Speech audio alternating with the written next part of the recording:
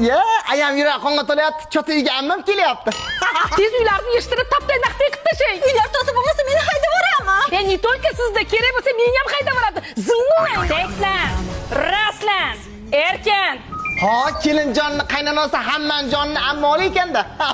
Dadasi erkak kishisiz-ku, opangizga bir narsa deng. Ya opayz deyverma. O'zi opam ko'rgandan beri oyog'im ishlamay qoldi. Choy. Hozirlab kelaman ammajon. Davno damlab kelyapman opajon. Hozir yelkalaringizni ham masaj qilib qo'yaman opajon. O, ammajonim kecha kelmangizda ayam dadamga shunday gap qaytardi. Ha, kelin, chota duxingiz o'sib qoldimi?